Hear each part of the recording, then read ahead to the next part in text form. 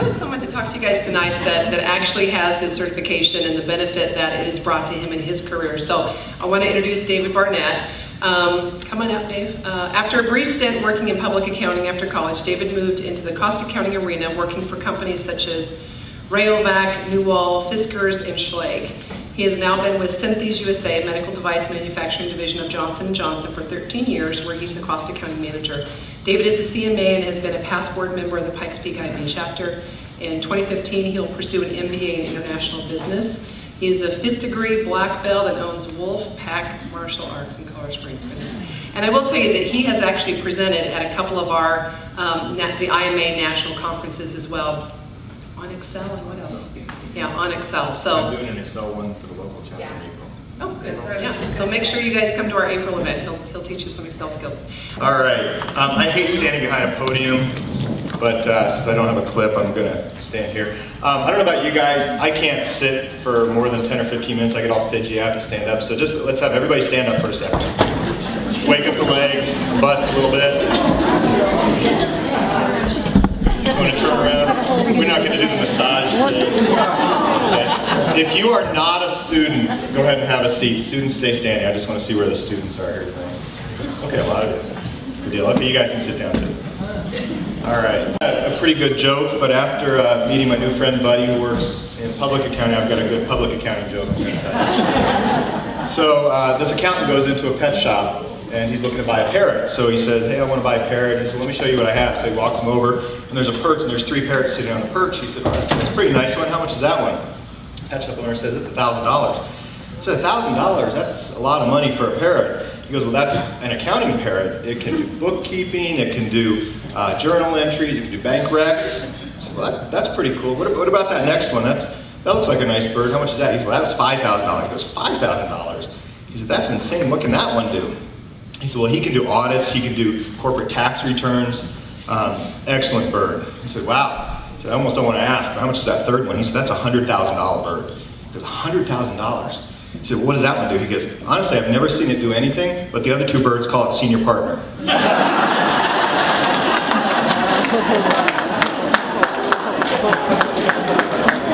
All right. So my background's in cost accounting. I've done cost accounting almost right out of college. I worked in a public accounting. I did an internship and worked just long enough until I could find a job that I liked.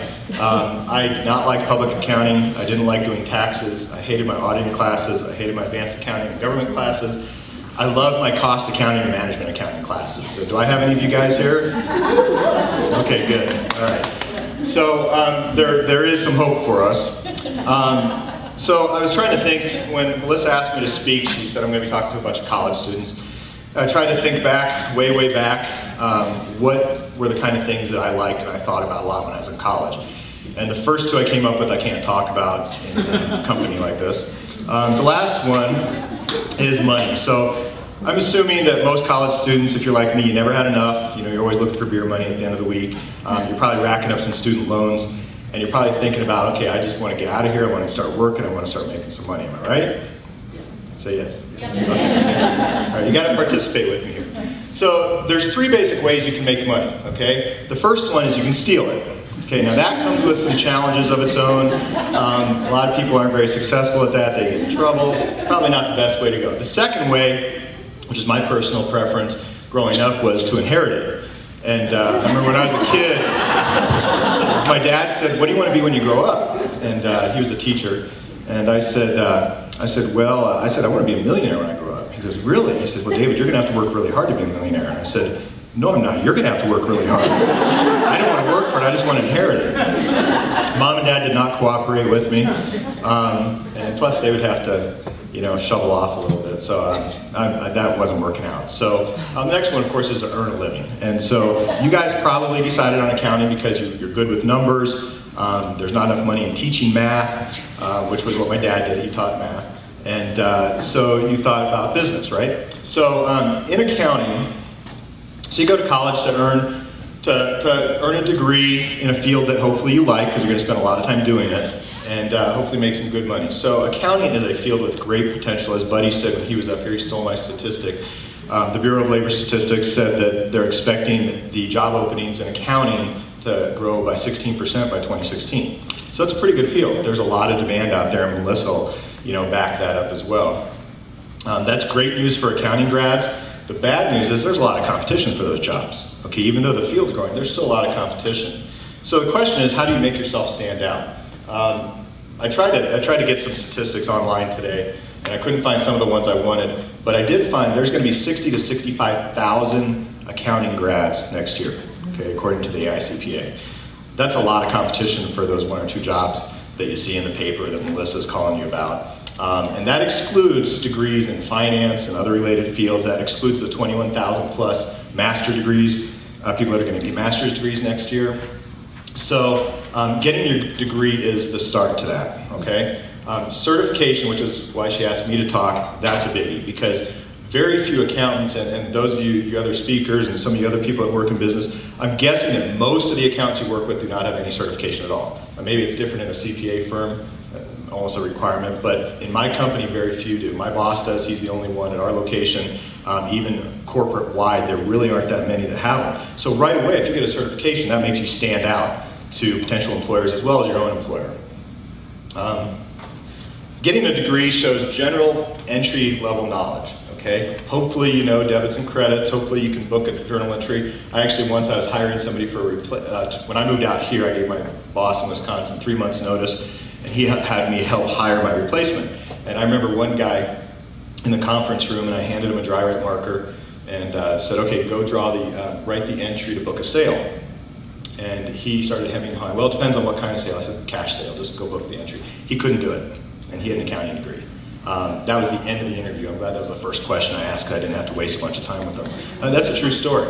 It's pretty embarrassing when they can't do that now. I can't do the whip turns thing, because I have an Excel spreadsheet where it's already built in. But I know where to look for it. And that is on the CMA exam. However, I will just tell you, give you a heads up, what year your college was founded is not on the CMA exam. So don't worry about that. 1969 ours. I went to Kansas State, I have no idea. 18 something probably. So would you know if somebody told you the wrong answer? No. Okay, so lie about it. So just lie during your interview, tell them whatever they want to hear, and then figure it out after you get the job. When you get a certification, it shows your employer, it shows other people in the industry, it shows your accounting friends, that you're serious about your career, okay? Because not very many people do that. The other thing about getting a certification is you are required to hold a certification, to keep those 3 letters after your name. You're required to get so many continuing education credits every year. Okay, I don't know if it's a CPA is the same as a CMA, it's 30. Is it 30? 40? Okay, so don't get a CPA. It's much harder. So it's 30 for us, but what that means is that we're keeping up to date on the trends, we're learning about Sarbanes-Oxley, we're enhancing our skill set, we're maybe learning some new things, and people without certifications, they may do those things, but they're not required to. So right away that shows that you're committed to continually improving yourself. Now I have when you're going to an employer, some of them talked about interviewing and different skill sets, different classes you want to take and things like that. Again, you're competing when you graduate with 60 to 65,000 other people for I don't know how many jobs, but presumably less jobs than that, because I know people in various fields that are working at Starbucks and McDonald's and things like that, and they've got degrees. So you need to do something to set yourself apart from them. And as an employer, that's one of the things that will help you stand out. Once you start getting up in the organization beyond entry level, some of those jobs will require, or they'll say CMA or CPA preferred. And once you get to a certain level, they may be required. I have a very good friend, she's actually my fiance, she's a controller at a nonprofit. She's been passed over twice for her boss's position because she's not a CPA. And she got passed over by people that were below her that they promoted above her, and she does their job. I frankly don't, her boss is in the room, but I frankly don't know what he does, because she does a lot of the work. She knows the job inside and out, she knows how to do all that, but she doesn't have those letters that the job says are required for that job. Okay, so something to think about. For promotions, it's really a must. It'll really help you get the edge up, and like I said, sometimes it's required for you to get higher up in the organization. So which certification is best, CPA or CMA? Okay, I'm not going to argue against the CPA. I actually have the GLIME CPA materials, but I've changed my mind and going in a different direction with the International MBA, because Down the road, I'd like to move overseas and work for one of the Johnson & Johnson companies overseas. But which certification is best really depends on you. And I asked some of you guys about cost accounting, management accounting. When I was in college, like I said, I didn't like doing taxes. I didn't like auditing. I worked in public accounting for a little bit, and I just didn't care for it. It wasn't my thing. I liked working in manufacturing industries. Rayovac, the battery company, Fiskars, the scissors people. You know, the company I work for now makes internal medical implant devices. And so I've worked in manufacturing my whole time. So for me, the CMA made sense. The CPA, I'm not going to do a lot of those public accounting things. Now, if you tell somebody, when you guys graduate, somebody says, what do you do? And you say, I'm an accountant. I guarantee the first question is going to be what, you guys? Do you have a CPA? Or they'll ask you a tax question. Okay? They don't understand what a CMA is, but that doesn't matter because they're not the ones that are hiring you for that position. In industry, in manufacturing, they know the difference between a CPA and a CMA. If you're running a multi-million or multi-billion-dollar corporation, you are going to hire CPAs to handle your taxes, to handle your governmental reporting, to handle your audits, to handle your financial things. You're going to hire CMAs to handle your operations side. Okay, in my job, one of the things I really like about it is I work with everybody in the plant. I work in a plant setting, so I know all the business unit managers that deal with the products on a day-to-day basis. I know all the quality people. I don't work with marketing very much in this job, but I have in past jobs. So I get to work with people in all different areas of the business, which for me, it's a lot more interesting than like audits and taxes and things like that. If that's your thing, that's cool, okay? Because I have people do my taxes. I have people that I ask questions of because they're friends and they don't charge me for it. So my company, Johnson & Johnson, they bought Synthes about 2 years ago. And it's been a heck of a transition moving to their way of doing things, but they are huge, huge supporters of both the CPA and CMA designation. Our CFO sits on the ICMA board. Matter of fact, I found that out when I got my letter after passing the CMA. I saw his name and it said Johnson & Johnson. Oh, that's pretty cool. I'm gonna have to find out who this guy is. And now he knows who I am. So they're very big supporters. Our company, and I don't know how many other, maybe I can just ask, after I explain this, ask how many other companies do this. My company will pay for the study materials. They will pay for the exam, assuming you pass the first time. They don't do it multiple times. And they gave me a really nice bonus when I passed. And it's a company policy, when you pass the CMA or CPA, you get a bonus. How many other companies pay for like the exam and the materials? Anybody? Okay, good. So I wouldn't wait. I would do it sooner, and that's going to be my next point, is I'll just tell you a little story. So 23 years ago, when I was in my last semester of college, I took a CMA review class. And I studied, I took the practice exams. I was this real small group, I think there were 4 of us, and got ready to take the exam, and then at the last minute I chickened out. And I lost my confidence. I didn't think I knew enough about the auditing section, and I just didn't take it. And so then life kind of got in the way. I got married and had a kid, had another kid, had another kid, moved from Wisconsin to Colorado, had twins. Things just happened, you know. And so I put it off and put it off and put it off for 20 years.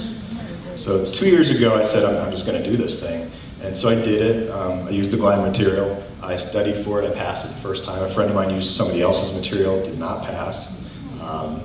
I'm not saying GLIME is better, I'm just saying he's not as smart as me. But my message is, if you're gonna do it now, because it'll give you a leg up when you're interviewing, you know, something to put on your resume, when you're talking to somebody. And the other thing too is, when I was studying for the exam, there was a lot of stuff I'm like, oh, I remember doing this in college. Because everything you're learning, you won't do that for the next 20 years. You'll do some of it, and some of it you'll do a lot, but there's stuff you'll never do. And so I had to relearn a lot of things that I remembered learning the first time, I just didn't remember how to do it. You guys, it's all fresh in your memories right now. You know, sign up for the exam, take it. If you have an employer that'll pay for it, that's great. If not, do it on your own, because it will pay off for you. It will help you get those jobs, it'll help you get better jobs, it'll help you get higher paying jobs, and it's really worthwhile. So that's kind of my message to you, is don't put it off, just do it and get it done. Don't wait 23 years and 5 kids later to do it. Because you know, it does take a little bit of work. And you guys are used to studying, right? You guys study all the time. You probably came here, stopped studying, you're gonna go home and study afterwards, right? So you're used to that. So just get it done, and you'll be glad you did. So thanks for having me tonight, Melissa. Appreciate it. Thank you, guys.